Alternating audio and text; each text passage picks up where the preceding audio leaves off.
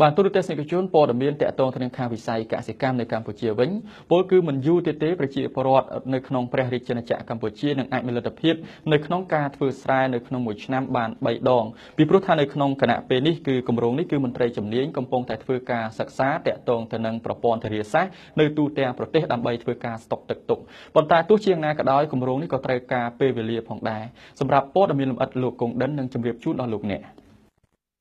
ក្តីបារម្ភពាក់ព័ន្ធទៅនឹងរដូវវស្សាមានជំនន់និងរដូវប្រាំងអត់ទឹកធ្វើស្រែនោះនឹងលែងកើតមានតទៅទៀតនាពេលឆាប់ខាងមុខនេះបើតាមអ្នកនាំពាក្យក្រសួងធនធានទឹកនិងអូតូនិយមលោកច័ន្ទយុធានាយកខុទ្ទកាល័យមានប្រសាសន៍ឲ្យ BTV ដឹងនៅថ្ងៃទី5តុលានេះអ្នកនាំពាក្យរូបនេះបន្តថាបច្ចុប្បន្នក្រសួងកំពុងតែសាងសង់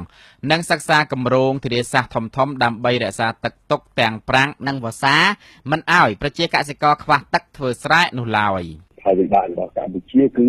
ពេលរដូវវស្សាទឹកច្រើនហើយនៅពេលប្រាំងទឹកបើយើងប្រៀបធៀបជាមួយនឹងផ្ទៃដីបង្កបង្កើនផលដែលយើងនិយាយតួលេខមួយថាប្រមាណ2.5 សែនហិកតាយើងទើបតែ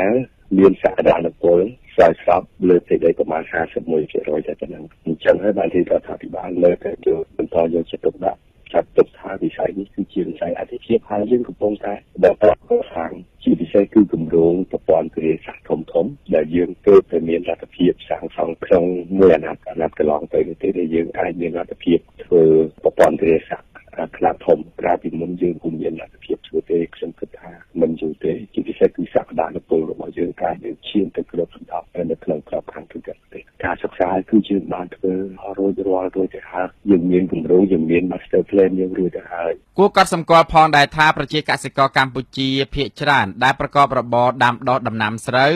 តែងពឹងអាស្រ័យលើទឹកភ្លៀងដើម្បីប្រកបរបរកសិកម្មមួយនេះយ៉ាងនេះក្តីក៏មានពេលខ្លះពួកគាត់ត្រូវប្រឈមនឹងបញ្ហាកង្វះទឹកសម្រាប់ធ្វើស្រែដែរដោយនៅរដូវប្រាំងមិនមានទឹកគ្រប់គ្រាន់ចំណែកនៅរដូវវស្សាវិញបែរជាត្រូវជន់លិចដោយជំនន់ទឹកភ្លៀងកត្តាទាំងនេះហើយដែលជាក្តីលំបាករបស់ប្រជាកសិករខ្មែរដោយពួកគាត់មួយចំនួនតែងលើកឡើងថា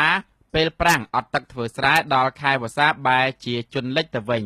ក្តីបារម្ភទាំងនេះនឹងរលាយបាត់ក្នុងពេលឆាប់ខាងមុខដោយសារតែមន្ត្រីជំនាញកំពុងតែកសាងប្រព័ន្ធធារាសាស្ត្រដើម្បីរក្សាទឹកទុកទាំងប្រាំងនិងវស្សាយ៉ាងនេះក្តីក៏លោកច័ន្ទយុធាបញ្ជាក់ថាគម្រោងនេះក៏ទាមទារចំណាយពេលវេលាបន្តិចផងដែរ